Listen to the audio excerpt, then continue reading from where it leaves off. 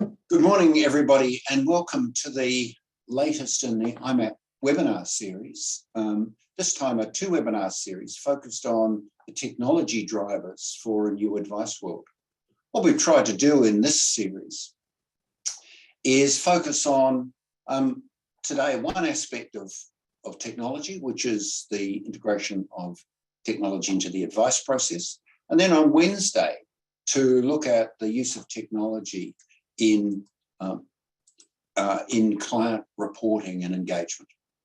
So today we're pleased to have Andrew Whelan and Paul Moran, and I'll leave our moderator, Mike Pope from La Vista Licensing Solutions to introduce them. But before I hand over to Mike, just a couple of things to talk about that are coming up. We've decided to run a short notice webinar next week on the issue of recession. It seems to me that this is suddenly upon us, and it'll be very interesting to get together a couple of economists from AMP Capital and BlackRock, moderated by David Matesic, portfolio manager from Atrium, to look at the topic of, are we in fact going into a recession? And if we are, how should portfolio managers and advisors think about that? And then an important news series for us in September and October, Independent Thought, an opportunity to showcase the thinking of portfolio managers, asset consultants, and those who work within licensee businesses in putting portfolios together in a managed account context. Very exciting new development for us. Of course, if you want to ask a question, this is the mechanism, and I'm sure you're all familiar with that. So without further ado, let me hand over to Mike Pope, our moderator for today. Mike, thank you very much for taking us through the issues of technology drivers. Thank you, Toby. Welcome, everybody. And another interesting session. These sessions are always topical when you get down to technology, because it never stops evolving and it's never seems to be right. We always have the answer, but it never quite clicks together. We've got advisors leaving the industry. We've got the hybrid state of our whole advice model, how to integrate tools. Do you have a tech stack, or do you buy pre-modulated software that mostly works? There's a whole lot of questions and lots to cover today. So our 2 speakers are Andrew Whelan from Dash and Paul Moran from Moran Partners Financial Planning to talk through some topics. So I'll start off with Andrew. Andrew's actually the CEO of Dash. Now, Andrew's had 20 years experience in the industry across a range of advice technology processes and documentation services. Recently appointed the new CEO of Dash, which is a newly formed merger of Wealth02 and the financial planning software Raw with the platform software Neo. So we've got a little combination of things going there, Andrew. And you've been with Midwinter and Morningstar on previous lives, so that's where we probably bumped into each other years ago. So I'll throw it to you. Take us through some exciting things you're doing in your world, and any questions, we'll answer them at the end, but please feel free to use the chat box or raise your hand and we'll get back to you later on. So over to you. Thanks, Mike. I'll just share my screen. Just give me 1 second. And if you can all see that now, we can get started. So we've just got 20 minutes, so I'll just rip straight into the content here. So who are we? As Mike mentioned, we're the combination of Wealth02 and Raw software, who you might be familiar with. 2 new entrants on both the platform and the software segments combining there. Importantly, new from a technology perspective, which allows us to do some really cool stuff and build quickly, which is much needed in this space. But most importantly as well, both businesses are much loved by our clients. As you can see here from the Net Promoter Score, Wealth02 up there with Hub and Net Wealth, you can throw a hanky over the 3 of us there from a Net Promoter Score on the platform side, and Raw with an incredibly high Net Promoter Score, second only to Fin365. But certainly the software here at Dash, formerly Raw, offers a significant more a fully comprehensive package there. So the choice was really simple across who to merge with. But as we sort of move on to why is it that we merge together? Well, we sat there at board level to figure out from a platform lens at Wealth02, how to best go about serving the advice market. With increasing cost to serve everywhere, advisors leaving the industry, but then perversely platforms absolutely murdering it at the time from a valuations perspective, from a flows perspective, yet having the average client, their average practice has 3 platforms in each practice. It's felt to us that something was askew there with the advice value chain. So rather than just play a scale game and stick to our knitting around advice implementation and execution only, we felt like we had an opportunity here to reach deeper into the advice practice. And that means now we can actually offer our clients to go fully end-to-end. So enter the client data once, online fact find, through to CRM, through to comprehensive goals-based full cash flow modeling, portfolio construction, to full comprehensive SOA, and then with a click of a button, merging all of that recommendations into the platform, which is fully integrated now. So that is a completely different sort of offering. We're thinking about the problems that advisors are facing very differently. And so far, the feedback has been incredibly strong that we're on the right track.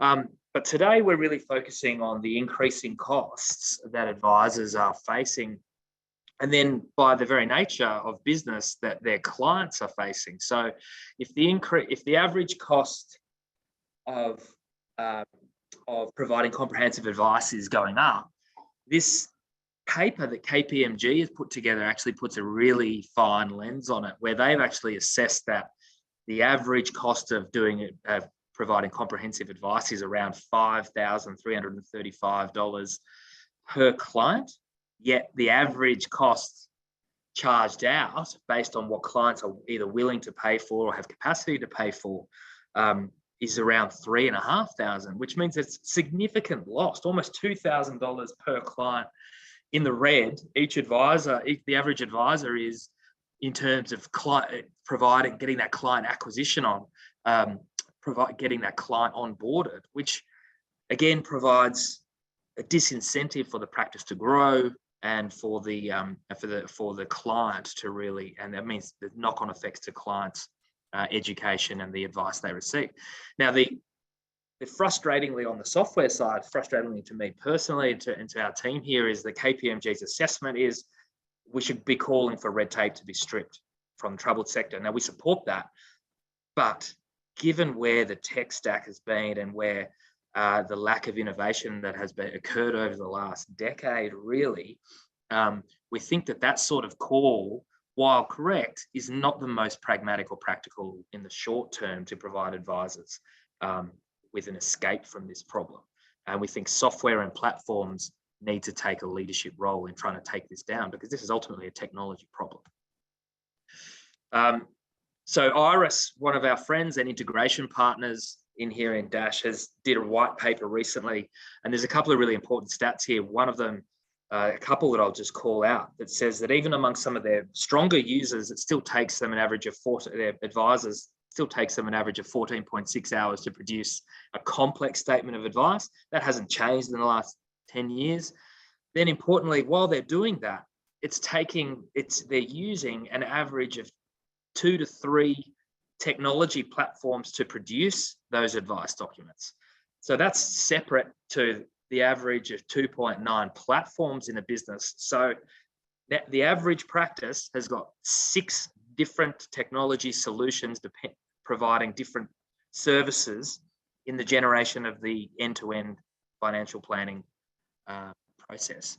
And so when we look around, if you were an alien coming to Earth for the first time, you could say, well, maybe this is a concern here, that there is way too many tools providing too little from a solution perspective to the average practice. So that's, I think, a really interesting but potentially alarming statistic that we should be aware of, particularly when you overlay it with the $13,000 average technology spend per FTE. So not only is it, you could read into this that it's a bit clunky, it's expensive as well, which obviously has an impact on the cost to serve as the client accesses that advice. I won't spend any time on this other than to say the comprehensive financial advice process is long. It hasn't changed in 20 years that I've been in the game. But what this slide does a really good job of, and this is the FPA's financial planning process rather than ours, is it shows how many handoffs within the average practice there are between internal teams. And the only point that we want to make here for today is if you haven't invested in good technology that can manage these handoffs, then clearly that is going to be a problem. And we're going to show you how that sort of that handoff could increase costs within the practice. So it goes back and forth constantly throughout the process. So any investment you can make here in streamlining that is going to pay dividends. But that was a very hard process to wrangle from a slide perspective. So we've summarized it here, and the costs can be summarized throughout the entire process like this. So clearly, the initial meeting and getting the strategy together is expensive. So anything you can do to grab that online in an automated fashion, so using our integration partners Astute Wheel or using our own in-house online fact find or something similar is critical. Like get the client to help you capture their own data. Clearly that there's no value for you to be adding at that stage. That is a data capture perspective. But obviously, if we're looking here, the strategy appointment, SOA generation, and then implementation is where all the fees are. So that's where we're going to focus today, is in these areas that can be solved but have not been in recent years. And this is where we're going to spend a lot of our time and have placed a lot of our bets in helping advisors cut costs in their cost to serve. So if you take the FPA process and the KPMG figure and overlay it, this is where the layout of the 5335 average cost to serve is laid out. Now, obviously, the major costs come in these 5 areas. So fact find, modelling, SOA generation, SOA presentation. What we've actually done to get to those numbers is we've just reverse engineered those numbers just for cleanliness. The advisors come out at $274 per hour, the paraplanner at $182 and $137. So these aren't our costs, we've just reverse engineered them. But what we will come to in a moment is if you're using next generation technology, what should the software do and what will the impact be in terms of time saved and cost to serve saved? So that's what we're building towards here. And as we mentioned, technology at this day and age should be fully integrated with the client. So they'll be able to, at both ends, at the beginning and the end. So you can see the integrated front office. So the client is doing their own data entry, and then that is being shared seamlessly across the whole back office for the whole advice process. Modeling in today's age in 2022 is still very spreadsheet based, which is fine and is accurate. 90% of the global financial services market is still run on spreadsheets, and that is okay to a point, except to the fact that if you're doing a pension strategy, they can often be the most time consuming as you optimize that client's life going out, to life expectancy plus 5 years. But we need to move past the idea of you having to manually trial and error, figuring out the optimized strategy. The maths exists today where you can choose the strategy and the system can do the maths to optimize that strategy from a mathematical perspective. So we need to get away from doing the maths in our own head and doing that trial and error and allowing the system to do the work. The amount of time, and I'll paraplanning nerds, so this bit makes me very sensitive. We need to make sure that we have templates that actually work. So many times we've walked into practices and they had templates that worked 5 years ago, but the software has moved on. The templates have not. So they've broken, and now paraplanners are just finding it easier to rekey the client data yet again in a Word-based template and just start paraplanning. Then you move to presenting that in Word, like in a printed out version of the SOA. 80 pages is still the average in 2022. Slapping that down in front of a client and doing a page turn like it's a contract negotiation. Clearly it's not. Clearly it's still point of sale. Now, if you use what the nightmare scenario of a Word document is, if you've made a mistake that goes to the modeling and would affect the strategy, it has to go back into the back office and potentially up that 14.6 hours to deliver a comprehensive piece of advice through to potentially 20 hours. If you have digital software-driven advice documents that you're presenting, these things can be updated on the fly. And that is not an outrageous proposition in this day and age, and can save your back office an incredible amount of time, even in the face of errors. And then finally, the idea that platforms need to sit separately forever and have done forever from financial advice generation software, I think is just something we've grown accustomed to, but actually doesn't add any value to clients or to our clients and to advisors generally.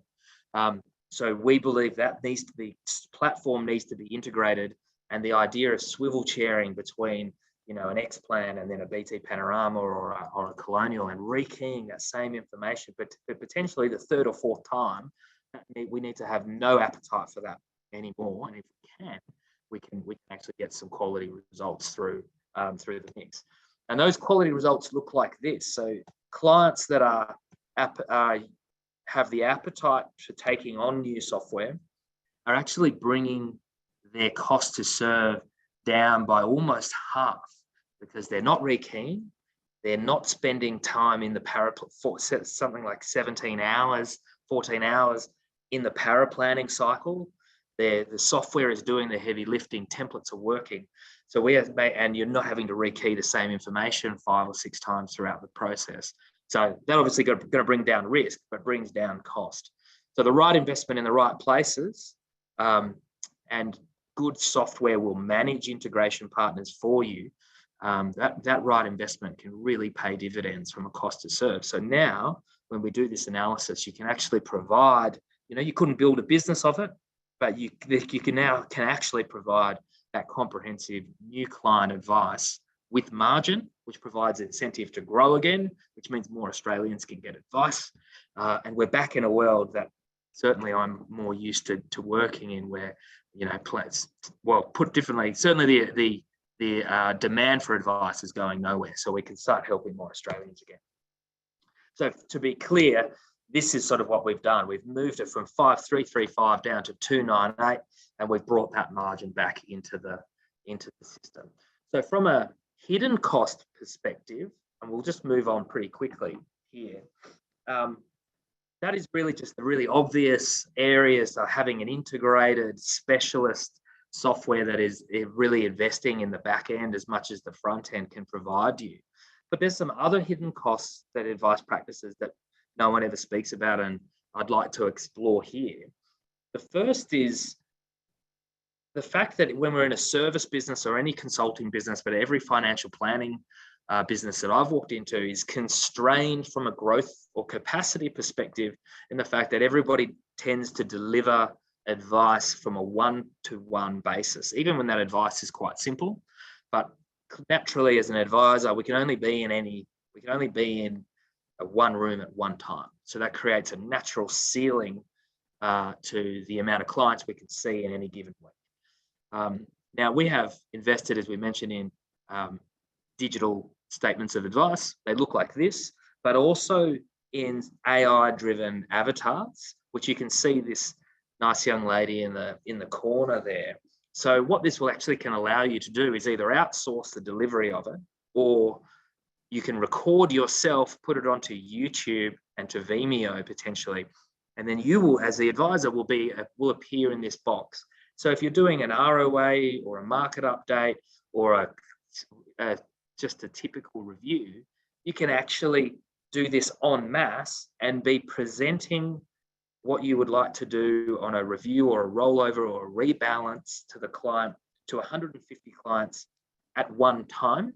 But the client, and research from the States suggests that they can't tell the difference when it comes to renewing their fee structure. That since you're in the box, it feels personal to the client. So then they feel like they've had that personal experience with you, even though now you've added scalability to your business that you didn't otherwise have. So that's something that we've been exploring with our clients here at Dash as well, is not only are we trying to just make the advice process work like it hasn't worked before and is still kind of failing us in the current tech stack setup, but how can we break through those ceilings that are sort of natural to a service business like advice generation and advice delivery. The last one as well, from a hidden cost that we never talk about, and I think is a bit of an interesting point to bring up in IMAP from an audience perspective, but from a very personal perspective, I hate benchmarks. I hate them for a couple of reasons. One is I don't believe any client walks down the street really worrying about how their performance is versus a benchmark. Certainly as we start to use blended asset allocation style benchmarks, really the genesis of this has been an industry, funds management industry, comparing themselves to an industry benchmark, probably largely when markets are going down, like now, as we can prove that we're managing the volatility and we're actually losing less than the rest of the market. Now that is cool and that is useful to an extent, but if that is as far as we go from a client reporting and a client portal perspective, what that means is that we're actually asking advisors and clients to translate what a chart like this looks like for their life. What does this mean for me as I walk down the street and my personal goals? Can I still pay for my daughter's wedding? Can I go on holiday? How is my retirement looking? This offers no insights into that, but it does provide defense to us. And I think we've become accustomed to thinking that this is an appropriate client delivery mechanism of results. It's not. What we're building currently at Dash is this sort of client portal where we've actually translating because we have access to the goals-based modeling, we can take the goals through from fact find through to modeling and then extend it into the platform, which isn't typically done. And then you can actually report on a whole of client level. So we've partnered with MoneySoft to get all of their plumbing. So we've got debt, we've got cash, we've got credit cards, plus all the on-platform assets, including other platforms. And then we can actually do the work here from a software perspective so that a client can see what markets, if they're behaving like they are now, all this volatility, what does this look like to their goals? So the client doesn't have to do the work to translate it. And if they're not likely to do it or you don't trust them to do it, what that does is they ring advisors, and that creates overhead work at a time where we advisors are already incredibly busy trying to meet regulations.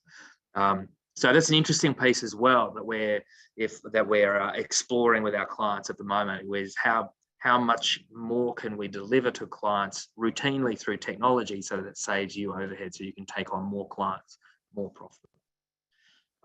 And then finally, we get a lot of skepticism sometimes about how we're going to integrate with a platform, how you integrate advice, documentation, advice recommendations naturally and seamlessly to a platform. There's lots of nuance, particularly with superannuation, with timing delays and timing discrepancies as funds roll over at different times. And so I certainly struggled to wrap my head around exactly how we were going to deal with that. But really, as you work really closely with clients, with advisors, it became very clear. There's going to be two use cases that get that done. The first is for outsourcers, where even if the markets are volatile, the advisors who have chosen to outsource to external providers, advisors see through the volatility. These advisors see through the volatility and aren't interested in filling different asset classes at different times. So for them, what we're going to do is go from modeling on the left to the statement of advice. Is when the statement of advice will send through the rules and the portfolios to the platform, and then as the money hits the platform, it will balance or allocate the money into that outsourced portfolio, dollar for dollar, asset class for asset class, as it says in the SOA. That is surprisingly popular, and that's probably the simplest of it.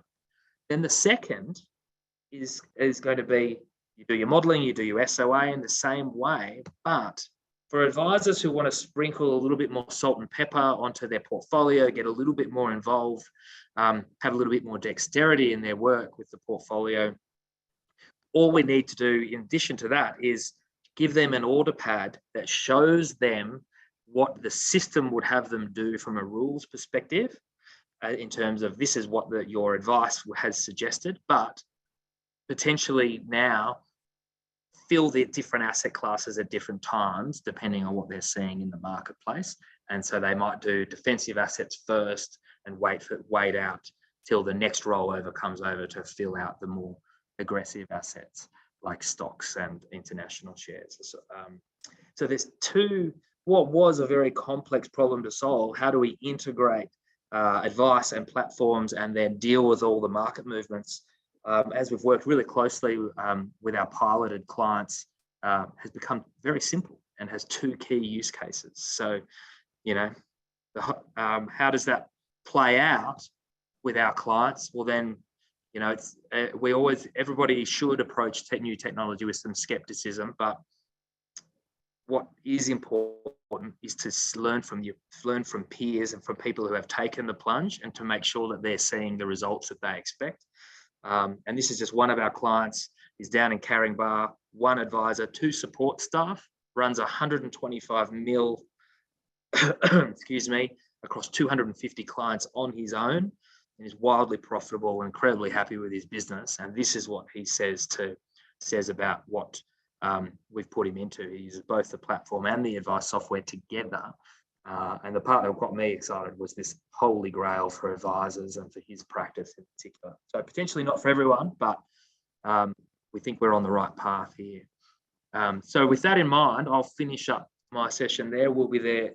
I'll be hanging around for after the next session for questions, but that's back to you, Mike. Yeah, thank you, Andrew. Look, we've got a couple of quick minutes. How many users do you have on Dash at the moment? It's a good question. So because we've got the 2 offerings, we have two answers to that, really. We have 900, almost 1,000 on the software side. So that's really growing rapidly at the moment. And we're sort of investing heavily into our support in that area to help bring on a lot of the advisors due to the demand. And then on the software side, we have about 6,300 about 6,500 investors, about 100 AFSLs, and about 3 billion assets under management. So that's pretty good for not long in that particular market. About 5 years in the game. So from a platform perspective, I think it was the fastest to 1 and 2 billion, but I sort of stopped tracking it from there. Okay. And in terms of modelling, I mean, some modelling software can be quite complex. How far can Dash go in the modelling side of things? Yeah.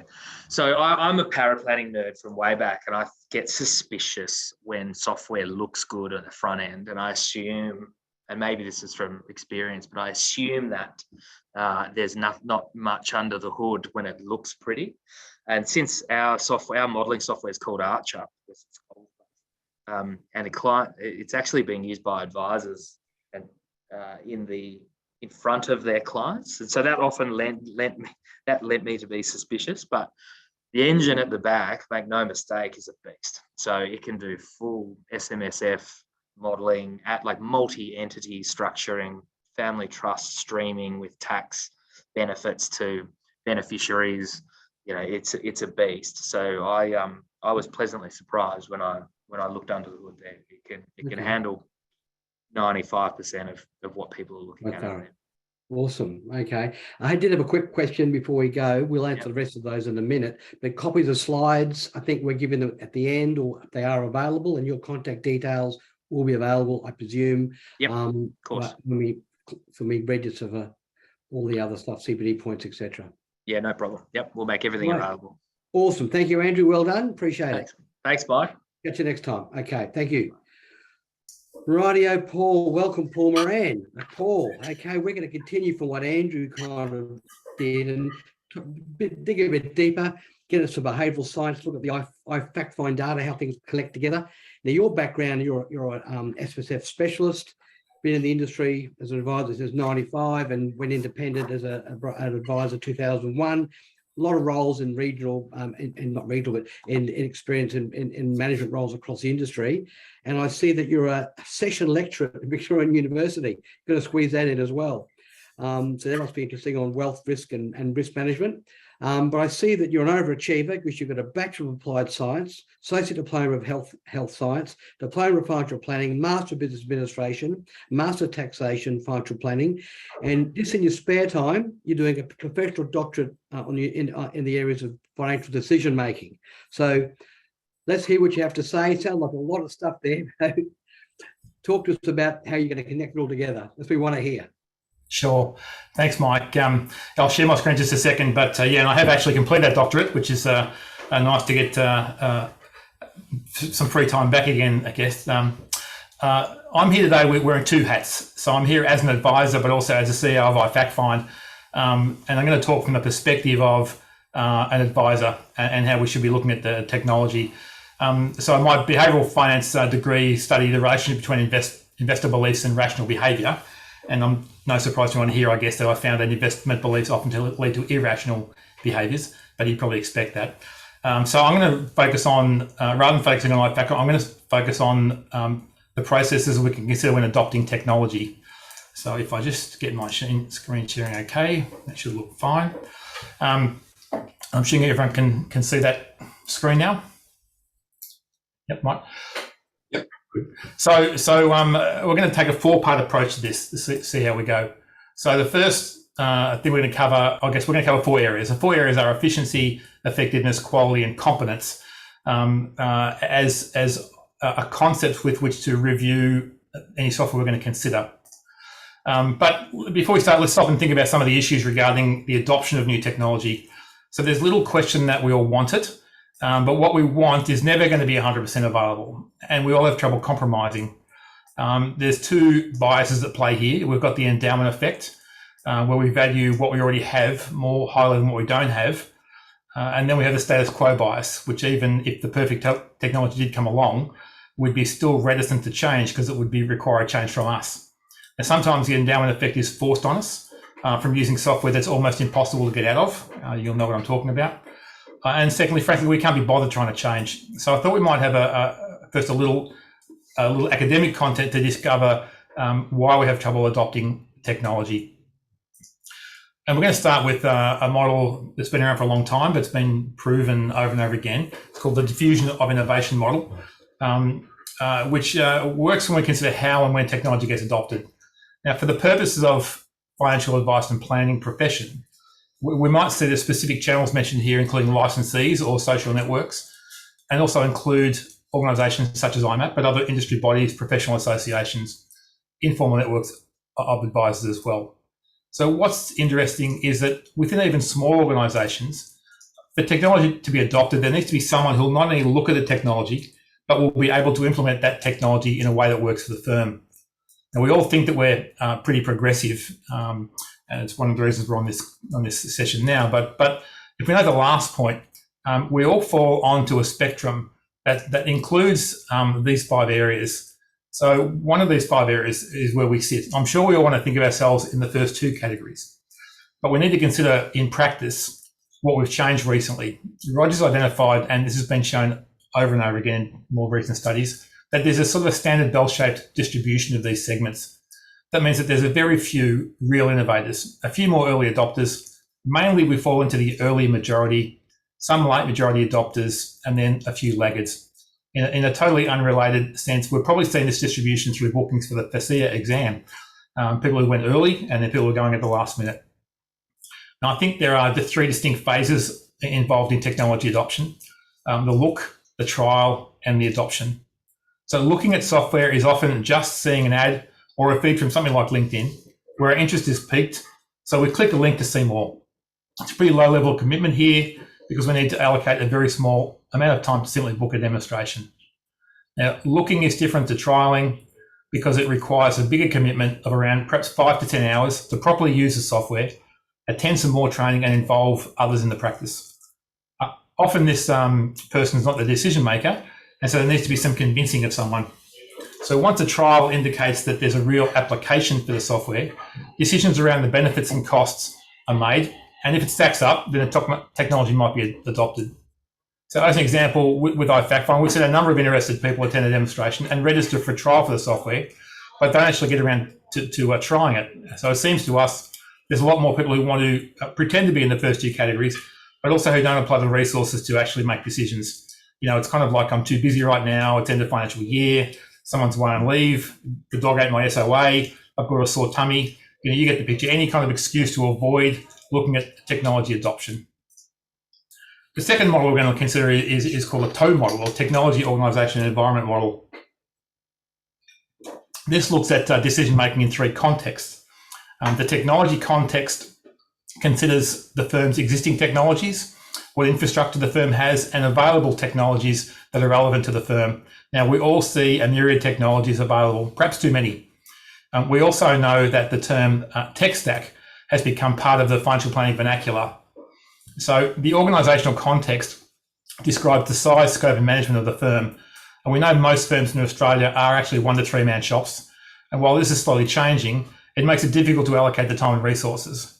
On the other hand, we're seeing a number of larger firms or larger practices who, for example, in our fact find sense, are still using paper-based static fact finds. So the environmental context considers how the firm does business, its industry, its competitors, and dealings with government, read compliance.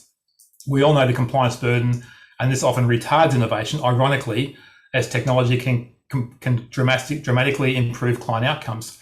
But we feel safer in what we have as it's been signed off by compliance, kind of inverted commas. So compliance managers are often at the heart of new technology avoidance, as dad's worked on an already busy schedule, but the advantages over time surely would make it worthwhile. Okay, so let's get on to some of these things. So let's start with efficiency. Integrations are what everyone wants, but before true integrations can occur, we need to adopt standards.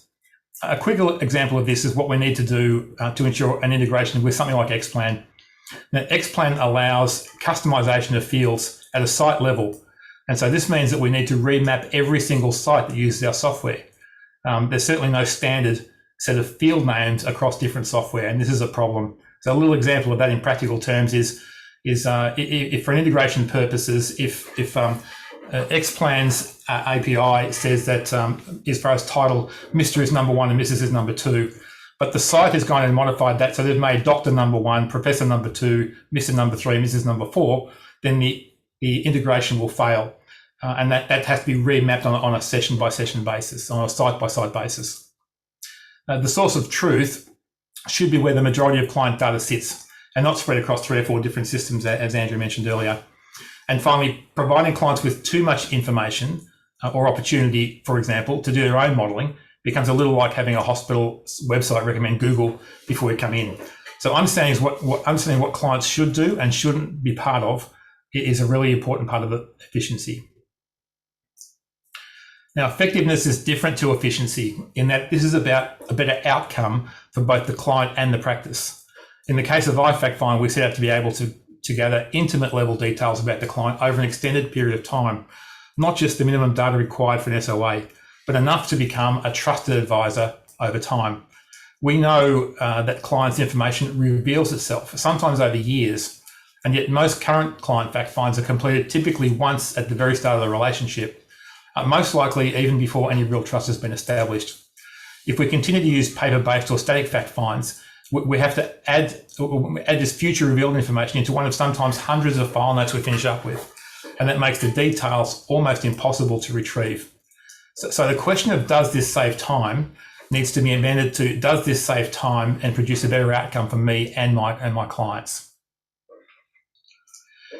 Now, garbage in, garbage out. I'm sure you've all heard that phrase. Well, we want our technology to be perfect, but it will never be perfect. We generally need to be happy for it to be fit for purpose. Now, in tech terms, software uses a phrase MVP, which means minimum viable product. This is the point in the development where the product works more or less and will continue to improve over time. We just need to be sure that the MVP satisfies our needs. We also need to understand that software does develop over time. So it's important that we consider what changes have occurred with the software over the past, say, 2 years that have improved the output. Now, having the ability to keep client records current with the ability for clients to verify their information has been a feature of iFactFind as an example. Finally, here, the technology needs to look good. There's some great technology that looks and feels terrible, and there's some poor technology that looks great. Again, what Andrew said earlier. Obviously, the best outcome is the technology that looks good, feels good, and is good. Clients will only use technology if they're comfortable using it and it looks professional. Excuse me. And finally, compliance. Privacy, security, and the safe storage of information are obvious no-brainers, but understanding where your information is stored and how secure the data centers are is also pretty important. Most practitioners are starting to realise that holding client information on site in a local server in your office is probably the least secure approach. Similarly, emailing sensitive information such as ID documents, statements, and advice documents is a pretty high-risk strategy. Software should be easy for a compliance team member to access and easy for you to demonstrate that you've met or exceeded your obligations. Ideally, records should be kept of who entered what information and when. So a short plug for iFactFind is we provide read-only access to members of your compliance team, offer a secure document vault accessible via two-factor authentication for both clients and the advice team, and all data stored on AWS or Amazon Web Services data centers onshore in Sydney and Regional New South Wales. So we use a multiple service system with cross encryption to mitigate any risk of inappropriate data action. Now, the tech stack approach really operates on the basis. So we start with a process, which is the step-by-step. We consider the tech alternatives for each step, identify the cost of each technology, consider the integration needs, involve all stakeholders in trial and training, and then commence the build. Now, a little bit similar, Andrew's system is clearly a holistic end-to-end proposition. And we know that satisfies some people, but we know there's a whole lot of people who prefer the best-of-breed approach. And so we've made a decision to sit in the best-of-breed approach and focus specifically on what we do best, which is the fact find.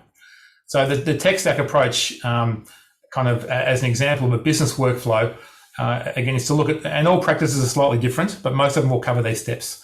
So different businesses at different stages of development will have different needs. If you start with a list like this and look at where you're lacking from a tech point of view, you can focus on what's most important to enhance the 4 characteristics we've covered today.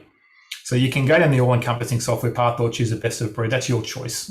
We don't think there's necessarily a better or, because there's a whole lot of different practices out there that operate in different ways, and it depends on how you want to do. Now, practically, put my head back on as a planner, our tech stack looks like this. So iFactFind, you would be unsurprised to see, sits in the middle of what we do. It's our main client data tool. We collect and store all client information. Clients log in and update their information, and we can update it as we need to. We use WorkSorted as our core CRM. We integrate into Iris and to Voyant. It's a two-way integration with Xplan and a one-way integration into Voyant. WorkSorted is two-way, Calendar is two-way, and then we use Zapier to feed through in Office 365. And that's where we sit. Now, I probably, perhaps I take some of KPMG's data with a grain of salt.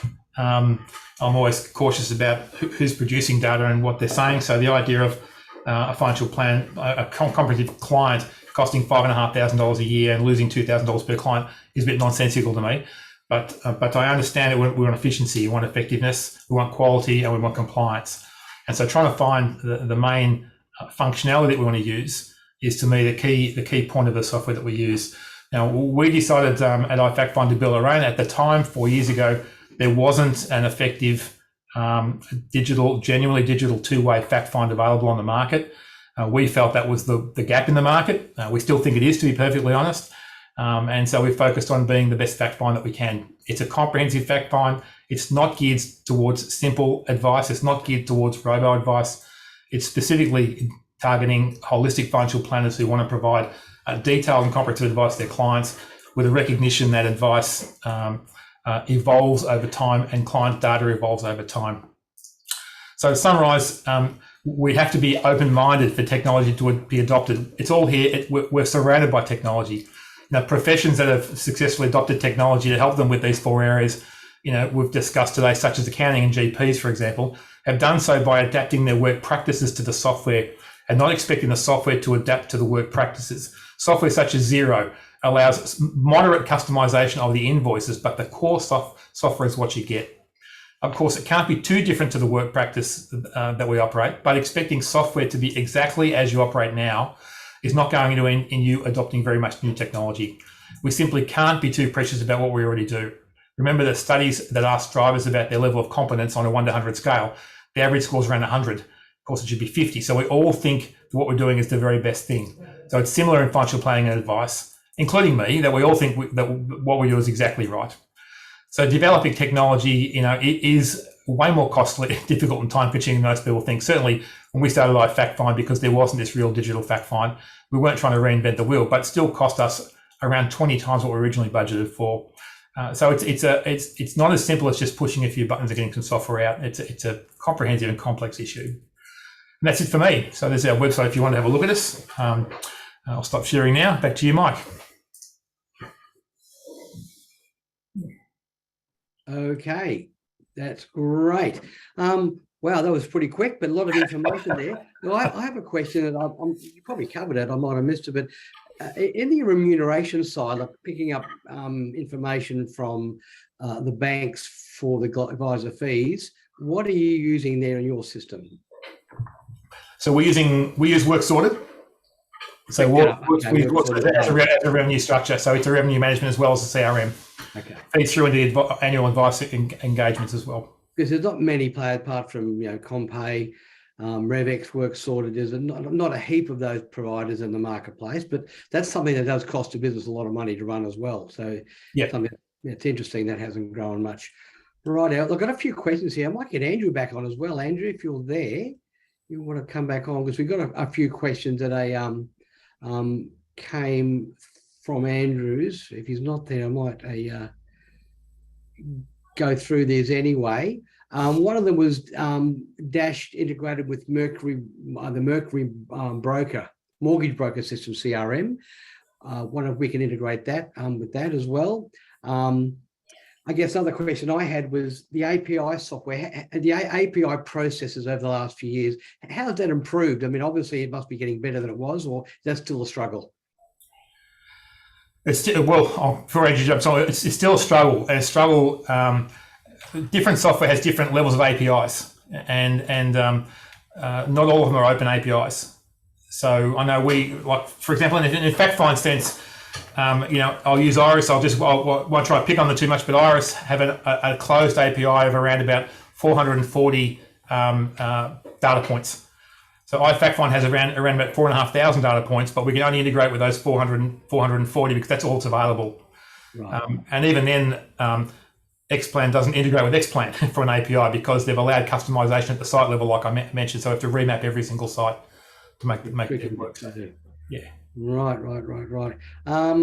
Does iFactFind include a risk profiling questionnaire? Yep. iFactFind covers what we say is the first 3 steps. So it's a detailed scoping tool, a comprehensive planning tool, comprehensive goal setting tool to work with the clients, and we have a risk profile built in. Now, I mentioned before, but customization is the enemy of integration. All right, so the more customized. So we have 2 areas we can customize in our software. One is the scope of advice questions, and one is the risk profile. So we customize those on a site-by-site basis, but the rest is standard. But yes, we do have a risk profile built in. We have a detailed audit log, so we track who's done what. We know who's done the risk profile. We have multiple risk profiles. So you want an SMSF or a joint one, you can do those as well, all built in. So. Okay, well, that probably goes to the next question. How do you price it? Is it per module? Is it per access on the costing of these? So we price, sorry, Andrew, you can jump in just a minute. We price this on a per advisor basis, So we provide free access to all support staff and paraplanners. We charge either a monthly or an annual fee based on so if you've got 2 advisors and 5 support staff, you buy 2 licenses from us. And you get full access. We differentiate between the integrated version and the non-integrated version, and the pricing's on the website. Have a look at it. Yeah, but we've priced ourselves, appropriately for what we offer. So we're at the lower end of cost for a practice. But they get that information from the actual website. Probably the easiest way to go. Yeah. Andrew, welcome back. A couple of questions you may have seen these. I bumbled through this question, but does it integrate with Mercury, the mortgage broker CRM for Dash? Can that integrate with that as well?